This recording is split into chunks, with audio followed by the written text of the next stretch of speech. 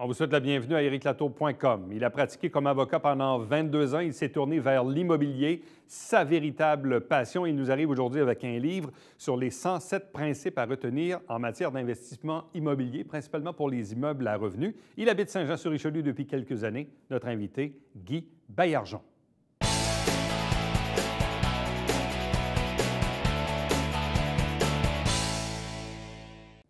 Nouveau livre sur le marché, 107 principes pour investir dans l'immobilier au Québec. C'est signé Guy Baillargeon et Bruno Racco. Guy Baillargeon est avec nous. Bonsoir et bienvenue. Bonsoir, ça va bien? Très, très bien. Est-ce qu'on dit un expert en immobilier, un immopreneur? Oui, on dit un immopreneur, en effet. Oui. En fait, c'est un mouvement qui nous vient d'Europe à l'origine, Allemagne, France, maintenant rendu au Québec depuis environ 1 an. Alors, on fait partie de ce mouvement-là. Bon. Comment l'idée de produire un livre, un peu une espèce de savoir-faire, de conseils, parce que des livres, on peut en avoir, exemple, je ne sais pas, mais comment élever nos ados, comment régler des problèmes au travail, mais 107 principes pour investir dans l'immobilier, il y a probablement eu déjà des ouvrages similaires ou dans la même thématique, mais pourquoi produire un livre comme celui-ci? Bien, en fait, c'est un recueil de leçons, si l'on veut, des leçons qui sont tirées d'expériences bien souvent malheureuses, qu'on veut transformer en expériences positives, Éric, et les gens, bien souvent, viennent témoigner à mon bureau en disant, bien, j'ai fait, exemple, j'ai acheté, j'ai revendu, j'ai perdu de l'argent. J'ai acheté, ça a pris 6 mois, 1 an avant de finir la rénovation, mais la prochaine fois, ça va bien aller. Donc, mon livre vient répondre justement à l'avance à toutes les interrogations que les gens pourraient avoir par rapport à la façon d'acheter, la façon de calculer, de gérer notre temps, de gérer les entrepreneurs aussi qui vont travailler sur un projet, exemple, un projet de rénovation, de revalorisation d'un immeuble. Alors, en gros, il faut adopter un mental, ce qu'on appelle le mental d'immopreneur. C'est un état d'esprit de façon professionnelle, organisée, systématique et sophistiquée. Est-ce que l'immobilier est à la portée de tous? Est-ce qu'on a tous le profil pour devenir des investisseurs en immobilier, gérer des immeubles à revenus, etc. Est-ce que c'est à la portée de tous? OK. En fait, c'est à la portée de tous. Il s'agit de voir quel rôle on veut jouer à l'intérieur de ce rôle-là. Et je m'explique. Par exemple, vous pouvez être un investisseur actif, la personne qui va aller collecter des loyers, négocier les achats, et ainsi de suite, comme vous pouvez être un investisseur passif, c'est-à-dire que vous allez vous associer avec quelqu'un, vous fournissez du capital et ça vous rapporte un retour sur votre investissement. Donc, il y a 2 façons. Alors oui, c'est à la portée de tous l'immobilier. Bon. Souvent, évidemment, aujourd'hui, j'en ai 47, mais quand j'étais dans la jeune vingtaine, bon, oui, comme tout le monde, je me suis acheté une maison et à un certain moment, je me suis questionné à savoir, est-ce que j'épargnais dans un REER où à l'époque, les CELI n'existaient pas? Ou dans d'autres cas, j'avais des amis ou de la famille qui disaient « Ah non, non, non, tu devrais mettre ton argent, tu devrais acheter des blocs. Tu devrais acheter des blocs. » Puis là, je me disais « Ah non, les blocs, c'est pas pour moi. Je suis pas très manuel. Moi, réparer des poignées de porte, me faire appeler parce que la plomberie a brisé. » J'ai dit « Moi, j'ai décidé à 25 ans que c'était pas pour moi, que j'avais pas le profil, ça me tentait pas de gérer ça. Et je sentais que j'étais pas habile à gérer ça. » 20 ans plus tard, je me dis, est-ce que j'ai manqué le bateau? Est-ce que j'aurais dû? Est-ce que j'ai bien fait d'épargner dans d'autres trucs où j'aurais dû? Puis aujourd'hui, peut-être que j'aurais un parc de 4 ou 5 immeubles à revenus, puis ça serait ça mon fonds de pension. C'est à quel moment qu'on la prend, cette décision-là, quand vient le temps d'épargner? En fait, il y a 2 moments cruciaux dans la vie de quelqu'un pour faire de l'immobilier. Dans votre cas, c'était il y a 20 ans. Puis le deuxième meilleur moment, c'est à compter d'aujourd'hui. Autrement dit, c'est jamais trop tard. Parce que historiquement, l'immobilier, j'ai un chapitre d'ailleurs là-dessus, on a fait l'étude que historiquement, depuis à tout le moins la crise de 1929, l'immobilier a toujours continué de monter en valeur. On va mettre, en fait, on ne peut pas passer sous silence la crise de 2008 qui a donné un recul aux États-Unis et au Canada aussi, pour toutes sortes de raisons.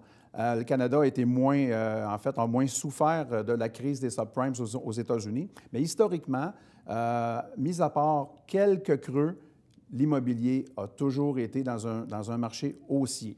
Toujours, toujours. Donc, c'était le temps, c'est encore le temps. Bon.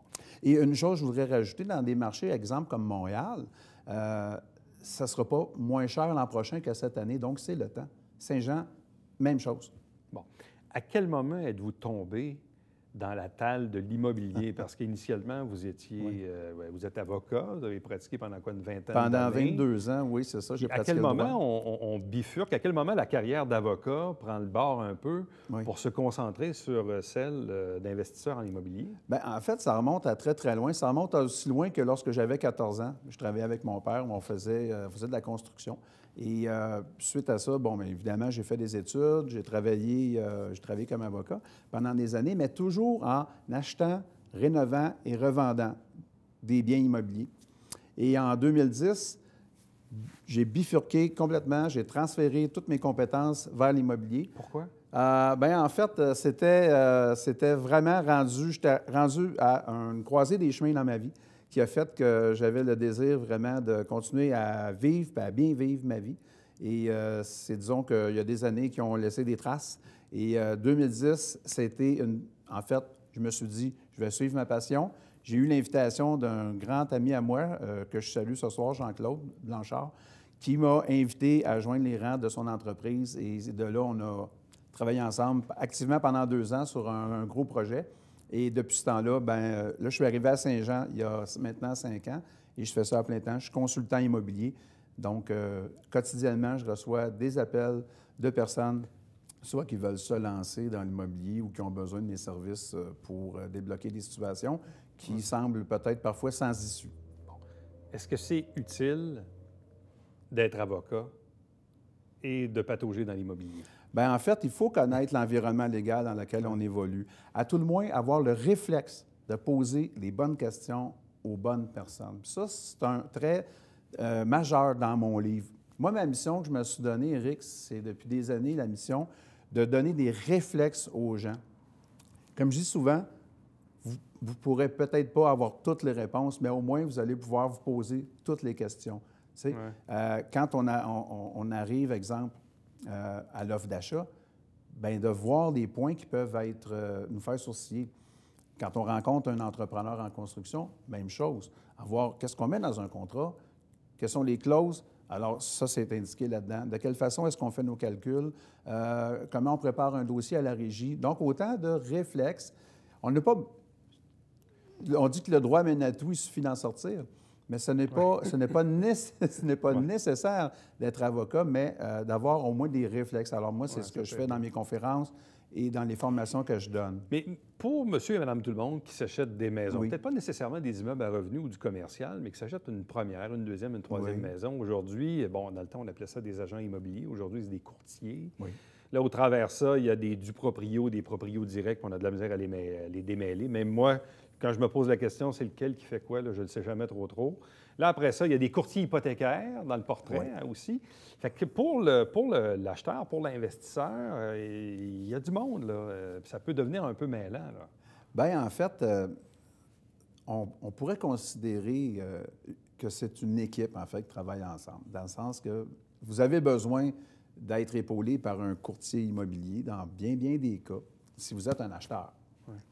Parce qu'un courtier immobilier, c'est quelqu'un qui va chercher pour vous ce que vous voulez. Un courtier hypothécaire va vous trouver les meilleurs taux. C'est sûr que si vous êtes un vendeur, personne ne va vous empêcher de vendre vous-même. Mais peut-être que vous ne faites pas le meilleur choix si vous vous coupez de 12 ou 14 000 personnes qui sont membres d'une association de courtiers qui vont vendre pour vous sans que vous le sachiez, vous comprenez? Bon. Aujourd'hui aussi, avec les nouveaux véhicules, on ne peut pas faire abstraction, évidemment, d'Internet, là, parce que quelqu'un qui veut vendre ou acheter une maison, inévitablement, s'en va sur le web et commence avec des moteurs de recherche ultra performants aujourd'hui, avec des cartes, etc. Ça a beaucoup évolué, là. Ça fait partie des outils à la disposition des absolument. Donc, tout le monde a accès à ce qu'on appelle les métadonnées dans le domaine de l'immobilier. On est rendu là. Selon une étude de Google récente, il y a 98 de tous les achats qui commencent par Internet. Donc, fini le temps où la personne avait nécessairement besoin de parler à un humain dès le départ pour s'enligner sur l'achat, exemple, d'un immeuble. Mais par contre, ça demeure quand même un domaine où l'humain est au centre de toutes les préoccupations de l'immobilier. C'est essentiel. Vous devez connecter avec le vendeur, vous devez bien vous entendre avec tous les partenaires. Ça, le partenariat, c'est un autre de mes thèmes aussi en passant. Bon. Et en termes de partenariat, veut pas, on parlait tantôt de courtier hypothécaire, Oui. mais ultimement, ça prend très souvent du financement, ça prend une hypothèque. Il y a eu quand même un certain resserrement ces dernières années. Oui. Quand vient le temps de se classer pour une hypothèque. Oui. Il y a beaucoup d'institutions également. Il y a aussi tous les niveaux de protection avec la SCHL ou les autres firmes aujourd'hui qui vont assurer des prêts hypothécaires. Tout à fait. Comment doit-on, comme consommateur, comment doit-on se comporter face également aux prêteurs hypothécaires et aux assureurs hypothécaires? Bien, moi, ce que je conseille aux gens, c'est de bien préparer leur dossier. Ça a l'air peut-être évident, mais il y a beaucoup de gens qui laissent ça au hasard, puis qui ne s'occupent pas. C'est important de s'occuper de ses affaires, parce que dites-vous, si vous ne vous occupez pas de vos affaires, il y en a d'autres qui vont le faire, puis ça ne fera peut-être pas votre affaire.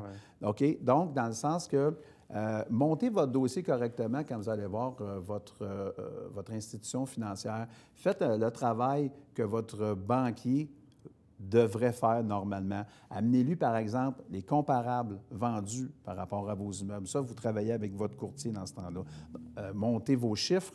Moi, je m'y connais plus en matière d'immeubles à revenus. Juste faire une nuance que l'immeuble à revenus, exemple, 6 logements et plus, aux yeux d'un prêteur, va être considéré sur la base des revenus de l'immeuble, des revenus autonomes de l'immeuble, et non pas des revenus de la personne qui fait la demande de prêt. C'est sûr qu'il faut avoir quand même un dossier de crédit acceptable, mais il faut faire la nuance entre unifamilial et multiplex au niveau du financement. Bon. On vous connaît aussi comme étant un peu un flippeur de maison. Oui. Ces dernières années. Expliquez-nous un peu le concept et pourquoi vous vous êtes tourné vers le flip de maison. Oui, bien, c'est parce que le flip de maison, c'est un excellent créneau pour quiconque veut ramasser des liquidités pour ensuite de ça pouvoir acheter et conserver. Je m'explique. Parce que ça, c'est une opération de spéculation, le flip. Flip immobilier, c'est-à-dire que j'achète à un coût bien en deçà du marché, je rénove et je revends avec profit à l'intérieur du plus court laps de temps possible. Parce que le temps, c'est de l'argent. Alors, c'est important de bouger rapidement. Ce que j'appelle la vélocité, la rapidité d'exécution en immobilier, c'est essentiel. Et comment on devient un flipper de maison? C'est parce qu'à un moment donné, on sent la bonne affaire, puis là, on se dit, bon, bien, on se laisse guider un peu par notre instinct, ou on en a vu d'autres agir, puis on s'est dit, bien, je ne suis pas plus fou qu'un autre, je vais faire la même affaire. Je ne sais pas. En fait, il faut faire preuve d'une agressivité, c'est-à-dire il faut être un entrepreneur qui bouge vite. Il faut beaucoup chercher, développer un excellent réseau de contacts pour pouvoir se faire soumettre des opportunités. Opportunité, le mot le dit bien, hein, ça ne fait que passer. Donc, si on n'est pas là au moment que ça passe, c'est trop tard. Aussi, faire des offres sans condition de financement. Je m'explique. Si je fais une offre pour mettre la main sur un immeuble, par exemple, qui est en difficulté financière, qui est en avis de 60 jours ou dont le propriétaire est tout simplement tanné de l'avoir, à ce moment-là, si j'ai quelqu'un d'autre qui est intéressé, il faut que moi, mon offre l'emporte sur les autres. Donc, la façon de le faire, le meilleur truc, si je pourrais dire, c'est d'arriver avec déjà l'argent, déjà prêt à passer chez le notaire. Exemple, la semaine prochaine. On signe aujourd'hui, on va chez le notaire la semaine prochaine. OK, des affaires qui se font On vite, passe devant tout le monde. C'est ça qui est le secret, en fait, la rapidité d'exécution. Et une fois qu'on l'a? Une fois qu'on l'a, c'est de mettre notre équipe, exemple de rénovateur, le plus rapidement possible au travail pour pouvoir leur sortir le produit fini le plus rapidement possible. Donc, l'opération de spéculation. À ce jour, avez-vous compté le nombre de transactions immobilières que vous avez fait dans votre vie? Bien, en fait, je travaille en collaboration avec Jean-François Tremblay, qui est quand même un gars connu à Saint-Jean, et chasseur de maison. Alors, on a fait l'émission ensemble, chasseur de maison. Et disons, bon an, mal an, depuis, je dirais, peut-être 5-6 ans, ça oscille entre 40 et 50 transactions par année. Là-dedans, on prend en compte, par contre, c'est important de le préciser, que lorsqu'on fait une promesse d'achat sur un immeuble, souvent, régulièrement, on va revendre cette promesse d'achat-là. Alors, juste expliquer le concept en 30 secondes, je fais une promesse d'achat sur un immeuble. Le vendeur l'accepte. Il y a une façon de faire qui va faire que je peux appeler mes contacts, dire, bien, j'ai dans mes mains une promesse d'achat. Êtes-vous intéressé? Alors, si quelqu'un se manifeste, moyennant une contrepartie sur laquelle on s'entend, un montant donné, et bien à ce moment-là, je contresigne la promesse d'achat et je la cède à l'autre personne. Ça se fait, ça. Et c'est l'autre personne qui va passer chez le notaire avec le vendeur. Ça se fait en toute légalité, ça se fait régulièrement. Il y a une façon de procéder. Il faut avoir les bons documents pour faire les bonnes affaires, mais c'est quelque chose qui permet donc de faire plusieurs flips par année. On appelle ça un flip pur dans notre jargon. OK. Oui. Bon. Parlez-nous de Bruno Racco, parce qu'il est le co-auteur de ce livre. Oui. Qui est-il? Ben oui, ben Bruno, c'est quelqu'un que, en fait, avec qui je suis entré en contact l'automne dernier. Il habite en France et il est l'auteur de 107 principes pour investir en immobilier en France. Et lui a démarré le mouvement Immopreneur pour la France. Et là, mes yeux sont tombés sur son infolette dans laquelle il parlait de la sortie imminente de son bouquin. Et là, mon sang a fait un tour parce que nous, Jean-François et moi, on venait de partir le mouvement Immopreneur à Montréal, au Québec. Et j'ai communiqué avec Bruno. Je lui ai dit, ton livre, je pense que ça aurait un succès au Québec. Alors, j'ai réécrit complètement son livre. Parce que là, en fait, il faut dire, dans le fond, vous l'avez traduit du français au français. Je l'ai traduit du français au français. C'est un bel exercice parce qu'on a des environnements, que ce soit l'environnement fiscal, légal, l'architecture monétaire n'est pas la même. Il n'y a rien de semblable. On pourrait croire mais ça n'a rien à voir. Par contre, les principes, eux, demeurent les mêmes. D'un océan à l'autre. Il n'y a aucun problème d'un pays à l'autre. De la France à ici, c'est la même application des mêmes principes, dans un contexte différent. Donc, je l'ai contextualisé, si je peux dire. Ouais. Je l'ai adapté au Québec et jusqu'à présent, en tout cas, les critiques sont bonnes. Et là, la question qui tue, allez. Pourquoi 107? Pourquoi pas 100? Pourquoi pas 100? Bien parce qu'on voulait avoir quelque chose qui punch. Ouais. On voulait avoir un chiffre qui est, disons, marketing.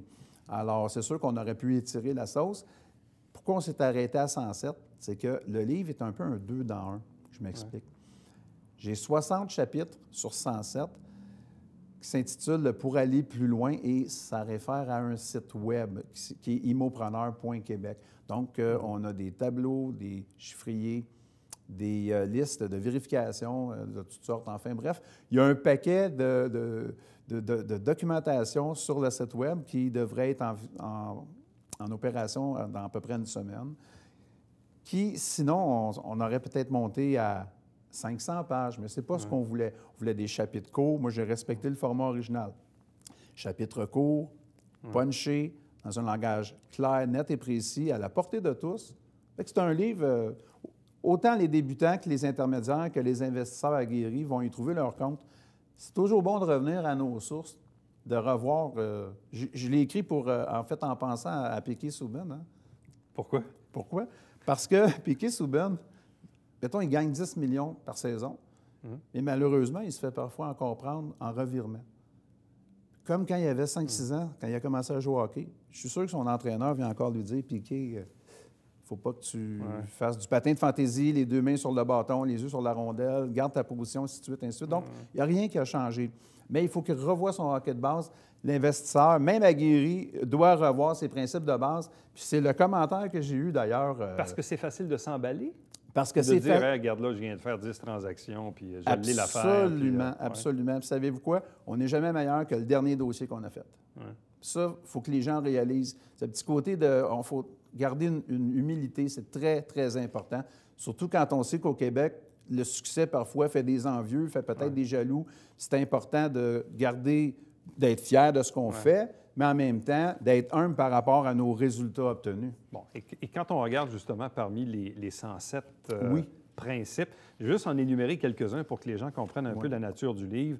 On dit, bon, je ne sais pas moi, privilégier le cash flow, la capitalisation, penser toujours à la revente, acheter sans comptant, nul n'est prophète dans son pays. Et là, vous dites ici, en immobilier, les femmes ont le pouvoir. Oui. Pourquoi? En fait, la femme a le pouvoir parce que dans les couples traditionnels, c'est le premier partenaire.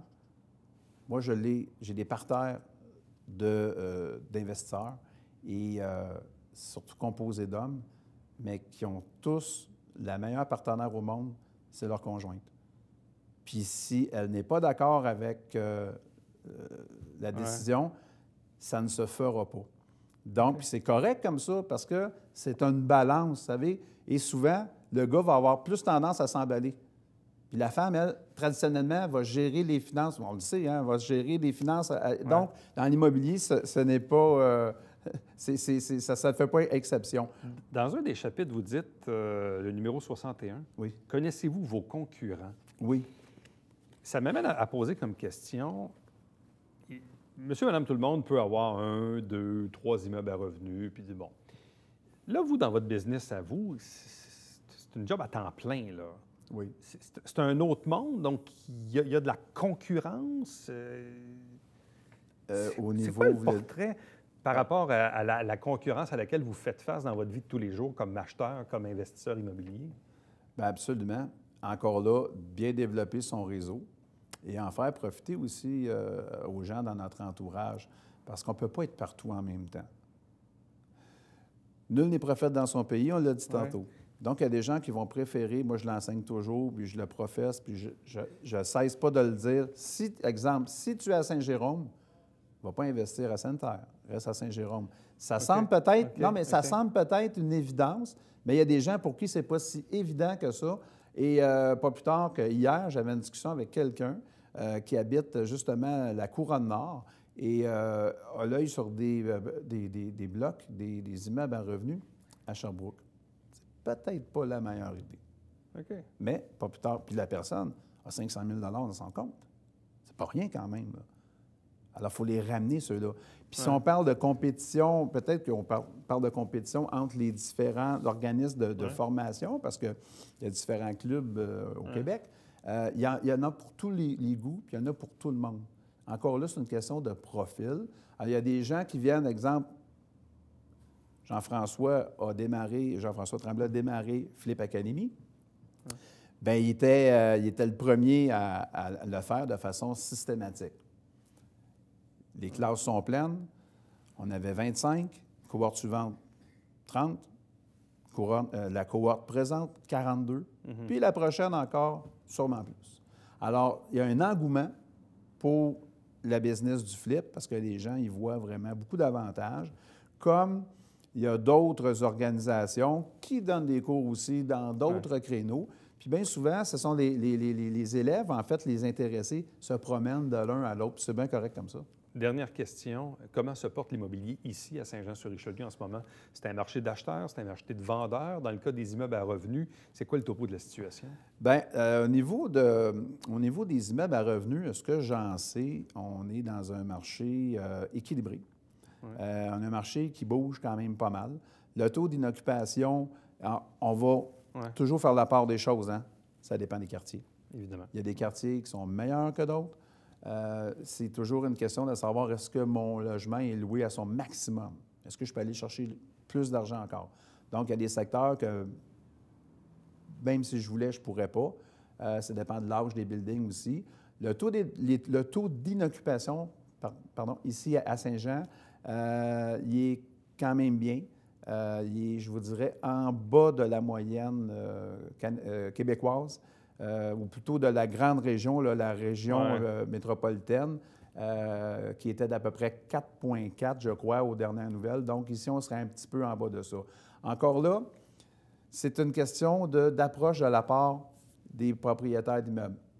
Plus les propriétaires vont considérer les locataires comme des clients, plus les locataires vont être attirés à venir louer chez cette personne-là. Je repose une dernière question. Combien de temps on garde un immeuble à revenus? Disons que je l'ai, là, il est payé, là, il est rentable. Là. Oui. En fait, il y a deux concepts. La réponse à deux volets. Premier volet, j'ai un chapitre dans mon livre qui s'appelle l'arbitrage. L'arbitrage, c'est quoi? C'est de faire l'évaluation de son portfolio, puis de décider, celui-là, je le vends, parce que, par exemple, je vais aller dans le 6 et plus, puis ça, c'est un triplex, puis j'en veux plus, je veux augmenter mon jeu. Premier volet. Deuxième volet, qui vend s'appauvrit. Celui qui vend ou celle qui vend s'appauvrit. Parce qu'il ne faut pas oublier que lorsque je vends un immeuble, je vais payer l'impôt. Et bien souvent, je vais payer la moitié de l'impôt. Donc, si je veux un immeuble que je pense sortir chez le notaire, je sors avec un chèque de 300 000, il y a de fortes chances, Éric, que 150 000 aillent à nos amis des deux paliers de gouvernement. Et c'est ainsi. Donc, qu'est-ce qu'on veut faire? Je pense qu'on ne le vend pas, notre immeuble. On sert de l'équité qu'il y a dans l'immeuble pour, comme effet de levier pour en acheter d'autres. Je pense que c'est la meilleure chose à faire. 107 principes pour investir dans l'immobilier au Québec, signé par Bruno Racco et Guy Baillargeon de Saint-Jean-sur-Richelieu. Guy, merci beaucoup. Bonne chance pour la suite. C'était un plaisir. Merci beaucoup. Merci. Restez avec nous. Au retour, le Babillard quotidien.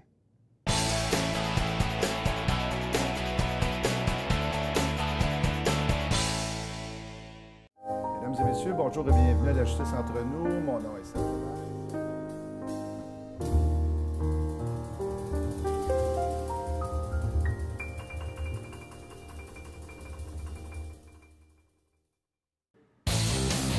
Salut, ici Alexandre Baudouin. Et François Trépanier. François, cette semaine à Sport Express, et en tant qu'étalon, je suis content de te dire qu'on parle de sport équestre. Oui, on monte à cheval avec Fanny McNeil et Caroline Boucher.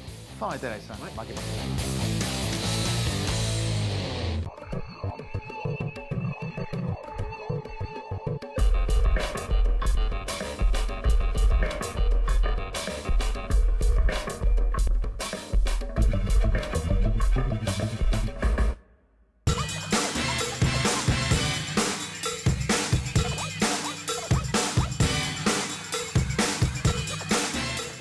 Dimanche, 9h30, Télébingo, on vous attend.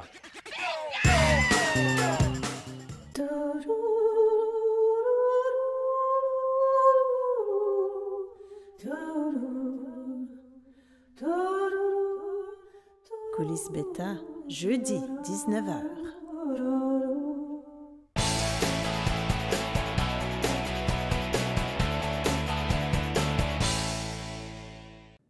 Artaud et le Musée du Richelieu s'associent pour un projet de dessin, de cours de dessin urbain. Donc, ça commence au cours du mois d'avril. Si ça vous intéresse, vous avez les coordonnées à l'écran. Ne manquez pas à chaque semaine des extraits des travaux du Conseil municipal de Saint-Jean-sur-Richelieu. Et ne manquez surtout pas, dimanche prochain, il y a un spécial, c'est Pâques, dimanche 1er avril. Pour le Télébingo, il y aura cette fois 5 000 $ en prix. Donc, il y a toujours 30 dépositaires pour acheter vos livrets. Pour avoir la liste, tvhr9.com. À demain. Bye-bye.